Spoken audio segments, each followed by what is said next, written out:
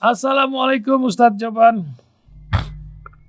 Waalaikumsalam warahmatullahi wabarakatuh. Apa kabar Pak Ihsan? Alhamdulillah. Bagaimana Ustadz keadaan Amerika? Bensin tambah naik nampaknya hari ini ya. Luar biasa kah? Ya naiknya ya. Iya ya, segalonnya cukup Tapi tinggi. tiap daerah ya, tiap wilayah beda-beda ya. Oh, beda-beda di sana ya Ustadz. Ada yang $6, ada $5. Segalonnya luar biasa. Tapi memang dunia ini sedang luar biasa, dan juga saya baca dari COVID Visualizer ini tambah lagi COVID di sana nampaknya sudah menjadi hari-hari ya, 92.222 wafat dalam satu hari. Tapi itulah Amerika. Apa di sana pukul berapa hari ini Ustaz Jaban? Hari Sekarang Kamis, sudah jam 7 Kamis ya? malam, tapi 7. masih Masih terang tapi ya. masih terang jam 9 maghribnya insya Allah. Wah, Masya Allah, panjang kali hari di sana. Ustaz Joban, ini Aji sudah mulai selesai, terus juga berbagai kisah dunia orang sedang macam buka lah, orang bilang tuh masa sekarang nih banyak ketidakjujuran dan berbagai kisah lainnya. Sementara kita harus hidup terus menjalani hidup di dunia ini selagi ruh masih menyandang jasad kita hari-hari. Apa yang Ustaz Joban ingin ingatkan pendengar Radio Silaturahim Ustaz? Silakan Ustaz. Ya. Oke. Bismillahirrahmanirrahim. Alhamdulillahirrahmanirrahim. Wassalatu wassalamu ala Muhammad wa ala alihi washabihi ajma'in, amma ba'du. Nabi Musa alaihissalam pernah berbicara dengan Allah Subhanahu wa taala langsung. Qala ya Rabbi 'allimni syai'an adkuruka bihi wa ad'uka bihi. Ya Allah, coba aku ajarkan sesuatu yang bisa aku gunakan untuk berzikir dan berdoa dengannya. Kata Allah, ya Musa, qul la ilaha illallah. Ya, Musa kaget. Oh, itu mah semua orang juga bisa. Artinya itulah zikir setiap hamba kamu. Saya ingin sesuatu yang spesial untuk saya. Jadi Musa minta spesial zikir, spesial doa, gitu. Maka dijawab sama Allah Subhanahu Wa Taala, ya Musa, andaikan 7 lapis langit dan seisinya, 7 lapis bumi dan seisinya, ditimbang, ya. Maka kemudian di timbangan yang satu lagi adalah kalimat la ilaha illallah, maka kalimat la ilaha illallah akan lebih berat dari 7 lapis langit dan bumi. Subhanallah. That's the power of la ilaha illallah. Oleh karena itu maka Nabi dalam hadis dikatakan afdalul dzikri la ilaha illallah. Zikir yang paling afdal adalah la ilaha illallah. Malah dalam Quran mengatakan fa'lam annahu la ilaha illallah. Ketahuilah bahwa tidak Tuhan kecuali Allah. Pertama wahyu diturunkan kepada Nabi Musa, innani ana Allah. Sesungguhnya aku adalah Allah, la ilaha illa ana. There is no God but me. Allah SWT. Right? Nah, dari sangat beratnya ini la ilaha illallah, kalau kita fahami betul-betul, maka orang Quraisy pernah datang sama Nabi, ya Muhammad, coba carikan kata-kata yang lain, jangan la ilaha illallah. Karena mereka paham la ilaha artinya there is no God. Artinya tidak ada yang mempunyai kekuatan yang bisa memberikan manfaat, memberikan rezeki, mematikan, menghidupkan, memanjangkan, memendekkan, ya, dan sebagainya. Karena dengan menerima la ilaha illallah berarti mereka harus menerima sebagai hamba. Illallah, kecuali Allah. Jadi negatif dan positif. Kalau kita perhatikan lampu itu lahir daripada adanya pertemuan antara negatif dan positif. Makanya Nabi Muhammad SAW itu senang menyatukan antara dua surat. Surat Kuliah dan surat Qulallahat. Karena Kuliah ini la ilah. There is no God. la abudu ma ta'budun, wala antum a'budu ma a'bud. Ayat semuanya negation, menafikan. Kemudian illallah itu qul huwallahu ahad. Ayat, dan kemudian dalam la ilaha illallah ini terdapat 41 macam akidah yang orang mesti tahu, yaitu 20 sifat Allah, 20 sifat kewajiban Allah, dan 1 sifat jaiz Allah SWT. Right? Ya. Kemudian juga huruf la ilaha illallah ini semuanya huruf jaufiyah, artinya huruf di dalam. Artinya kan kita kalau misalnya menggunakan kata-kata huruf mim, itu mulut di situ kan mim, kan ditutup, mesti tutup, nggak bisa dibuka baca mim. Tapi huruf la ilaha illallah itu di dalam, ya, sehingga ketika mulut dibuka ditutup tetap bisa diucapkan. Ini keuntungannya apa? Kalau orang lagi sakit, kemudian dia sakaratul maut, ya, lidahnya nggak bisa bergerak, hatinya bisa mengucapkan la ilaha illallah. Maka Nabi mengatakan, man kana akhir kalami la ilaha illallah dakhala al-jannah. Barang siapa yang akhir kata-katanya ketika mau meninggal, la ilaha illallah dakhala al-jannah, dia akan masuk surga. Jadi beruntung. Banyak kita jangan menghukum orang sampai kita lihat bagaimana ketika dia Right? Oleh karena itu Nabi sering mengatakan, aksiru, perbanyaklah ucapan la ilaha illallah. Malah ada sebuah hadis lagi, Nabi sering mengatakan, jaddidu imanakum, baharuilah imanmu dengan la ilaha illallah. Ya, waktu saya masih umur 7 tahun lah. Itu ada Ustaz namanya Ustaz Muhammad As-Segaf yang mendirikan Madrasah Arabia Islamiyah di Purwakarta. Oh iya. Yang melahirkan ribuan murid yang juga buka madrasah di mana-mana setelah itu. Nah, setiap hari Rebo itu di Masjid Ar-Raudhah ada pengajian. Ya, di antara pembicaranya, ustadznya adalah Ustaz Muhammad As-Segaf. Biasa dia yang paling terakhir. Nah, dia selalu mengakhiri pidatonya atau pengajian dengan mengatakan, yamutul maru ala ma asy'alih. Orang akan meninggal sesuai dengan hobinya. Kan? Hobinya baca Quran, insyaallah baca Quran. Kemudian setelah itu mengatakan, jaddidu imanakum, baharuilah imanmu dengan mengucapkan la ilaha illallah. Jatuh ke belakang dia, pangkuan ayah saya. Allah. Jadi meninggal dalam keadaan husnul khotimah di masjid, lagi dakwah lagi. Allah, alangkah beruntungnya itu. Nah, dalam kita membaca zikir, ya, zikir la ilaha illallah itu ada tingkatannya. Jadi kalau tingkatan SMA katanya, ya tiap hari baca 12.000 kali la ilaha illallah. SMP itu 1.000 kali, tingkatan SMP itu. Right? Jadi tiap salat, habis salat baca 200. Terus kali 5, 1.000 kan. Tingkat SD itu 300. Habis salat baca 60 kali. Nah, ini para pendengar tingkat apa ya? Kita bisa ukur. Ya. Kemudian kalau kita perhatikan kalimat 2 syahadatain, la ilaha illallah Muhammad Rasulullah, itu terdapat 7 kalimat. 7 kalimat. Ya, kalau kita perhatikan ada anggota badan kita yang kalau kita jaga, dan insya Allah kita selamat dari api neraka. 7 anggota badan kan? Ya, mata, kemudian telinga, lidah, mulut, ya.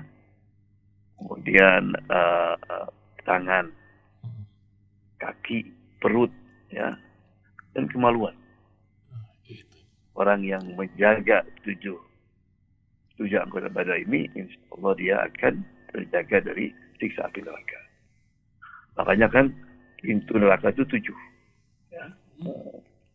Kemudian kita perhatikan hurufnya, la ilaha illallah Muhammadur Rasulullah, itu ada 12 huruf. 12 kali 2, 24. Jadi 24 jam. Right? Oleh karena itu Nabi mengatakan, man qala la ilallah wa maddah.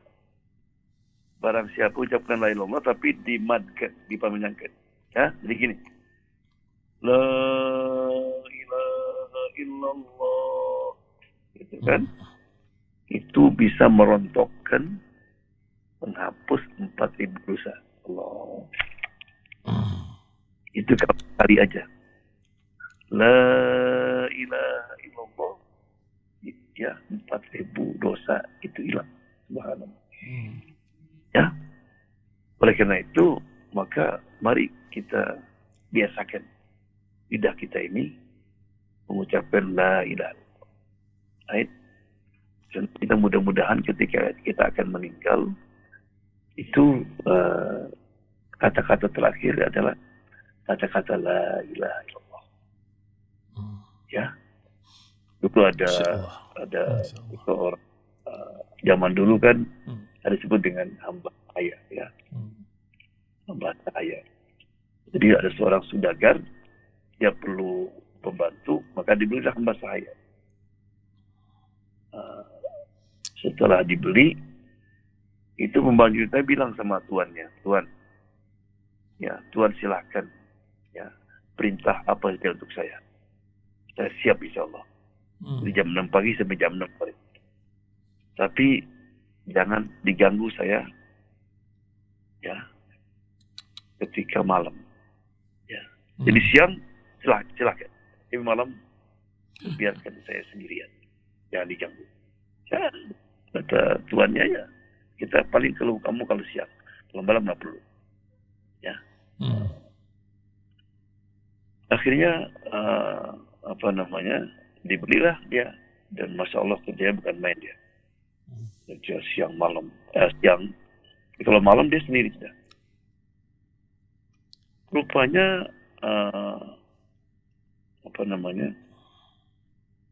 suatu hari si tuannya ini perlu sama hamba sayanya ini, karena ada sesuatu yang bisa ngerjakan, yang tidak bisa ngerjakan kecuali dia. Ini pertama kali dia masuk ke kamar, di belakang kemarin. Ya, masuk, dibuka, lagi sujud dia.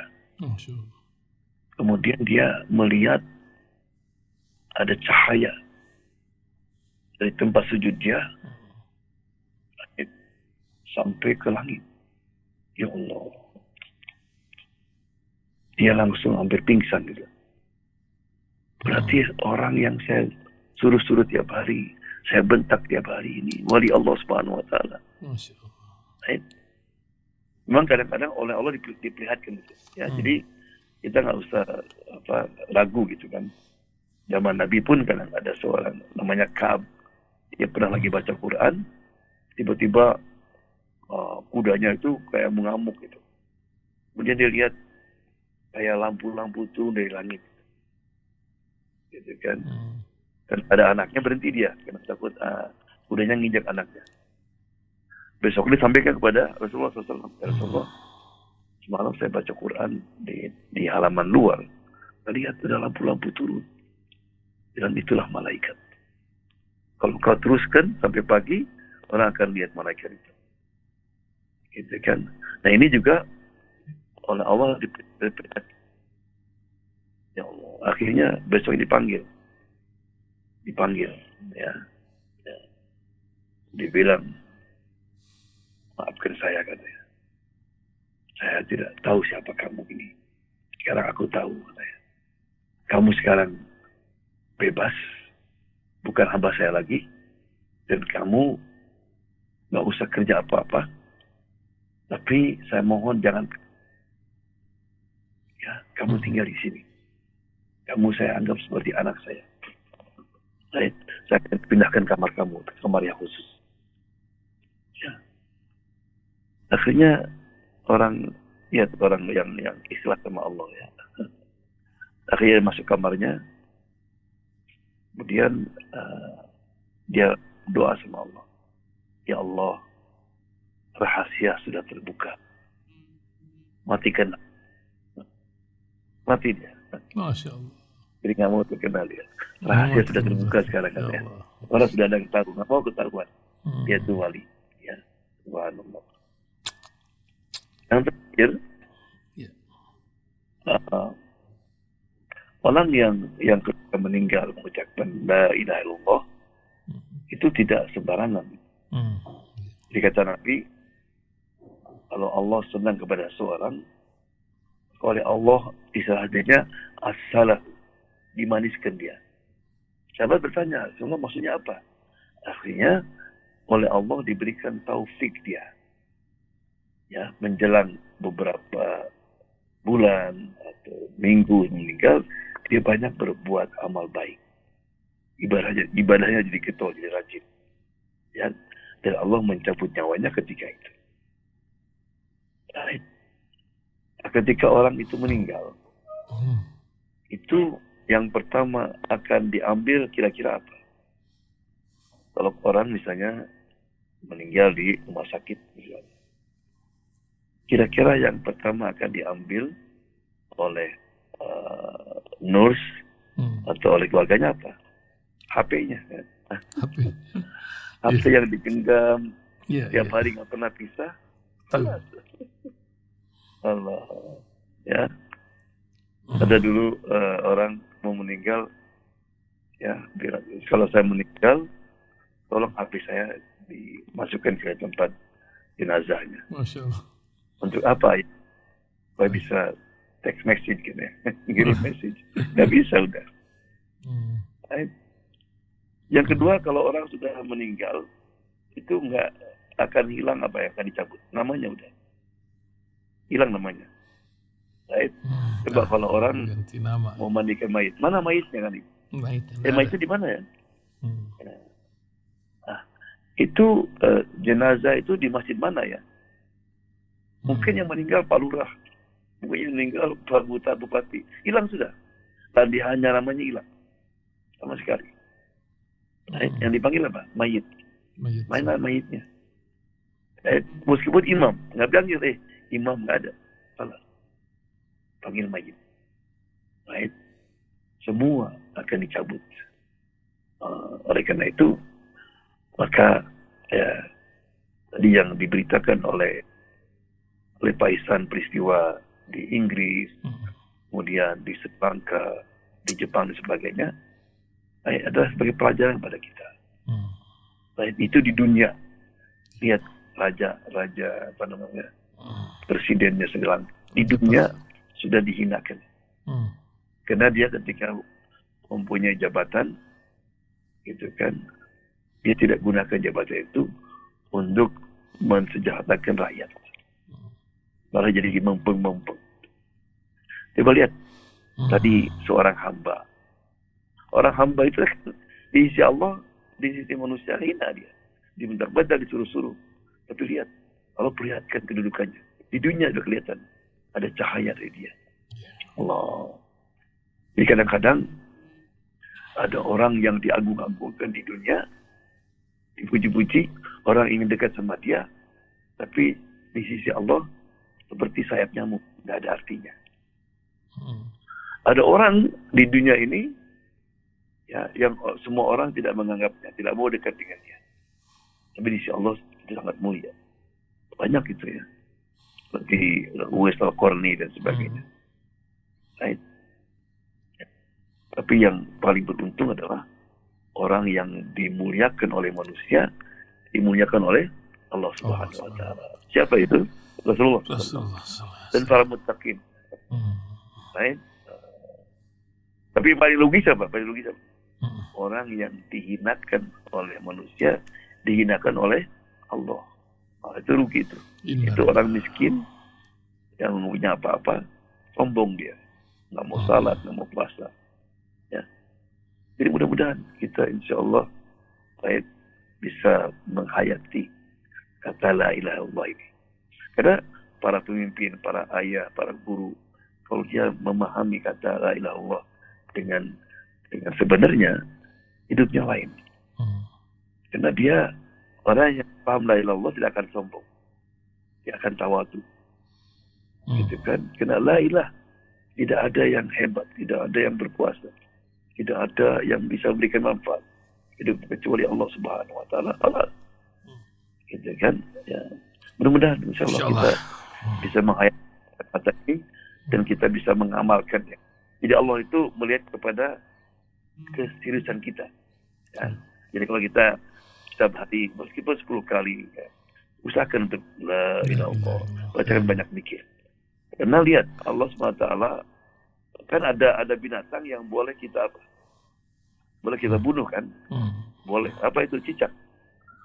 Karena katanya waktu Nabi Ibrahim mau dibakar itu cicak, dia malah meniup-niup supaya tambah itu kan. Padahal tiupan cicak itu nggak ada artinya kan? Apa nggak pengaruhnya? Tapi ada niatnya. Ya, niatnya. Lagi binatang itu kudu. Iya, burung. Dia menyembur dengan lidahnya supaya mati itu. Makanya binatang itu nggak boleh dibunuh ya. Masya Allah. Jadi Allah itu menganalisa kita, menghargai kita dari usaha dan niat kita. Makanya kita selalu usahakan untuk berniat baik, ya, dan berusaha untuk melaksanakan perintah Allah dengan sebaik-baiknya. Ya. Insyaallah mudah-mudahan kita bisa mengakhiri hidup kita dengan mengucapkan kalimat tauhid tadi. La ilaha illallah. Terima kasih Ustaz Muhammad jawaban berita langitnya pagi hari ini. Semoga dapat mengingatkan para pendengar la ilaha illallah. Itulah kalimat yang selalu ada di ujung bibir. Terima kasih. Assalamualaikum Ustaz Muhammad jawaban dari Seattle. Waalaikumsalam warahmatullahi wabarakatuh.